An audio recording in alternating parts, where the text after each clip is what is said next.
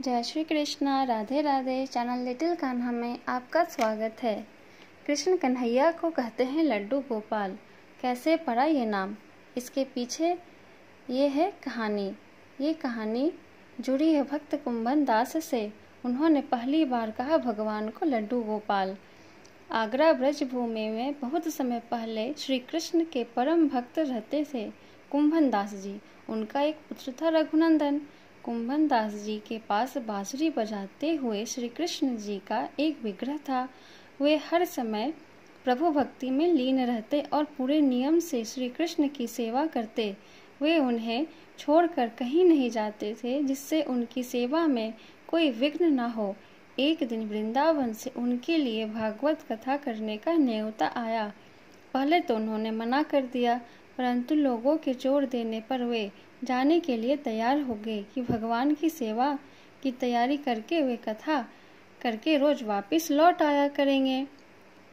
वह भगवान का सेवा नियम भी नहीं छूटेगा। अपने पुत्र को उन्होंने समझा दिया कि भोग मैंने बना दिया है, तुम ठाकुर जी को समय पर भोग लगा देना। और वे चले गए। रघुनंदन ने भोजन की थाली ठाकुर जी के सामने रखी और सरल मन से आग्रह किया कि ठाकुर जी आओ भोग लगाओ। उसके बाल मन में यह छवि थी कि वे आकर अपने हाथों से भोजन करेंगे जैसे हम खाते हैं। उसने बार बार आग्रह किया, लेकिन भोजन तो वैसा ही रखा था। अब रघुनंदन उदास हो गया और रोते हुए पुकारा कि ठाकुर जी आओ भोग लगाओ। ठाकुर जी ने बालक का रूप धारण किया और भोजन करने बैठ गए और रघुनंदन भी प्रसन्न हो गया। रात को कुंभन दास जी ने लौट कर पूछा कि भोग लगाया था बेटा? तो रघुनंदन ने कहा हाँ।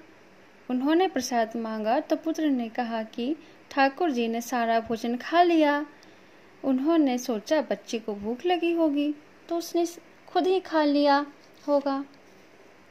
अब तो ये रोज का नियम हो गया कि कुंभन दास जी भोजन की थाली लगाकर जाते और रघुनंदन जी ठाकुर जी को भोग लगाते। जब प्रसाद मांगते तो एक ही जवाब मिलता कि सारा भोजन ठाकुर जी ने खा लिया है। कुंभन दास जी को अब लगने लगा कि पुत्र झूठ बोलने लगा है, लेकिन क्यों? उन्होंने उस दिन लड्डू बनाकर थाली में सजा दिया और छुप कर देखने लगे कि बच्चा क्या करता है। रघुनंदन ने रोज की तरह ही ठाकुर जी को पुकारा तो ठाकुर जी बालक के रूप में प्रकट हो कर लड्डू खाने लगे। यह देखकर कुंभन दास जी दौड़ते हुए आए और प्रभु के चरणों में गिरकर विनती करने लगे। उस समय ठाकुर जी के एक हाथ में लड्डू और दूसरे हाथ का लड्डू मुख में जाने को ही था कि वे जड़ हो गए। उसके बाद से उनकी इस रूप में पूजा की जाती है और वे लड्डू गोपाल कहलाए जाने लगे।